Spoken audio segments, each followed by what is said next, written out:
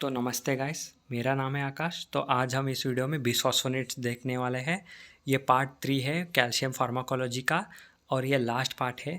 तो आज हम इस टॉपिक को कवर करेंगे। तो चलिए शुरू करते हैं। तो बिसफॉस्फोनेट्स, ये नाम सुनते ही आपके दिमाग में आ जाना चाहिए एंटी रिसॉप्टिव इफेक्ट। एंटी रिसॉप्टिव, रिसॉप्शन मतलब बोन मास को डिक्रीज करना, एंटी रिसॉप्टिव मतलब बोन जो रिसॉप्शन हो रहा है उसको रोकना है। These are non-hormonal agents affect calcium homeostasis. Bisphosphonates are synthetic pyrophosphate derivatives that inhibits osteoclast-mediated bone resorption. मतलब ये पायरोफॉस्फेट डेरिवेटिव है, ऑस्टियोक्लास्ट मीडिएटेड बोन रिसॉर्प्शन को रोकते हैं, मतलब इनडायरेक्टली ऑस्टियोक्लास्ट को रोकते हैं। This are most effective anti resorptive drugs. Currently available bisphosphonates are etidronate, pamidronate, alendronate, risedronate, tiludronate, ibandronate and zoledronate. इसको याद करने का तरीका है Paget, PAZET। P for pamidronate, A for alendronate, Z for zolendronate, E for etidronate, T for tiludronate। तो easily आप 5 drug याद रख सकते हो। तो next, bisphosphonate classification: first generation, second generation and third generation based on the chronology of discovery. First generation is least potent and not used now. Second generation is 10 to 100 times more potent, contain nitrogen in the side chain. Third generation is 10,000 times more potent, contain nitrogen in the heterocyclic ring. Bisphosphonate classification: first generation drugs are etidronate and tiludronate. Second generation are pamidronate, alendronate and ibandronate. Third generation are residronate and zolendronate. Mechanism of action of bisphosphonate: they stimulate the osteoclast apoptosis, and another is by blocking the mevalonate synthesis. Mevalonate synthesis is like one of the step of cholesterol synthesis. Thus they decrease the osteoclast in number or activity, and they decreases the bone resorption. So we will see in detail mechanism of action of first generation drugs of bisphosphonate. Bisphosphonate have stronger affinity for calcium phosphate and have selective action in calcified tissue.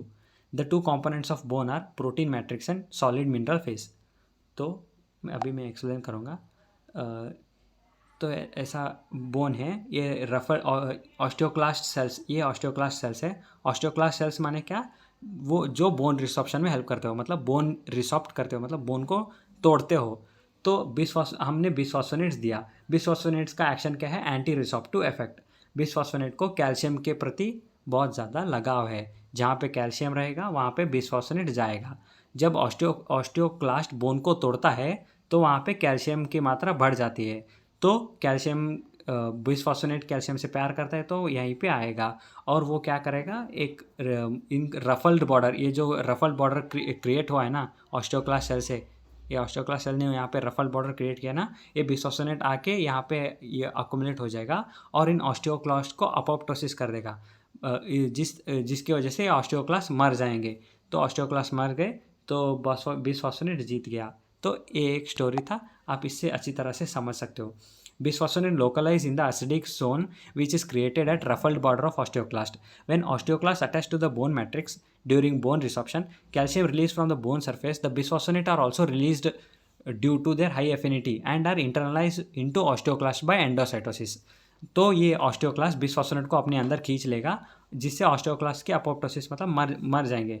The final results are accelerated apoptosis of osteoclast, reducing in their number, disruption of cytoskeleton and ruffled border of osteoclast. Thus these are used in osteoporosis, Paget's disease, जहाँ पे भी bone रिसॉप्शन हो रहा है उनको रोकने के लिए हम बिसफॉस्फोनेट यूज़ कर सकते हैं। Next, second generation and third generation, these are the potent amino bisphosphonate. They have important metabolic effect in the mevalonate pathway of lipid synthesis.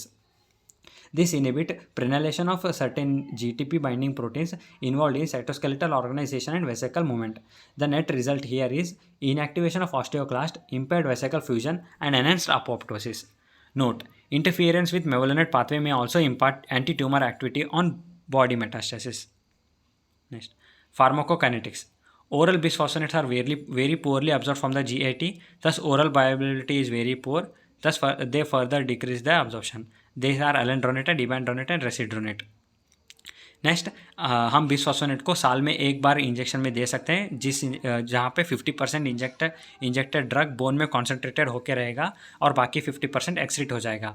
ये 50% जो कॉन्सेंट्रेट हुआ है वो बहुत सारे महीनों तक एक्ट करेगा, इसलिए हम साल में एक ही बार देते हैं, that is pamidronate and zoledronate. Adverse effect of bisphosphonate, ये GI toxicity and flu like reaction cause करता है। जीआई टॉक्सिसिटी में oesophagitis, oesophageal irritation, abdominal pain, diarrhoea and heart Burns.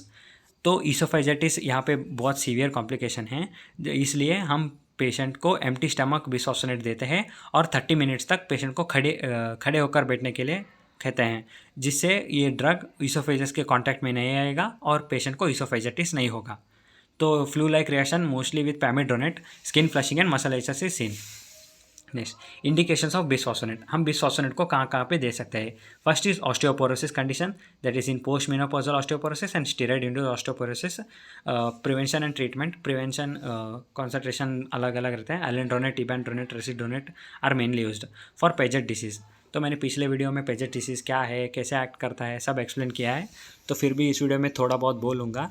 Paget disease is imbalance between the normal osteoclastic and osteoblastic activity, जिसकी वजह से bone initially soft and vascular रहता है और intermediate face में बेंड होकर रह जाता है और फाइनल फेस में, बर्नआउट फेस में डेंस एंड हार्ड हो जाता है। तो हम bisphosphonate are drug of choice for Paget's disease. Alendronate, risedronate, ibandronate and zoledronate. यहाँ पे risedronate along with calcium and vitamin D is given for Paget disease. Next, hypercalcaemia, used in hypercalcemia of malignancy. Bisphosphonates taken 24 to 48 hours to act. Furosemide is added after bisphosphonate infusion. Furosemide क्या है? Furosemide एक diuretic है। Next, पैमिड्रोनेट और जोलिड्रोनेट are most effective drugs. तो यहाँ पे एलेंड्रोनेट के बारे में लिखा हुआ है, ये सेम उन्हीं मतलब नॉर्मली है, आप पढ़ सकते हो। नेक्स्ट, जोलिंड्रोनेट के बारे में थोड़ा बहुत लिखा हुआ है। Zoledronate is 4 milligram infused IV once every 12 months for maximum 5 years, has used for osteoporosis.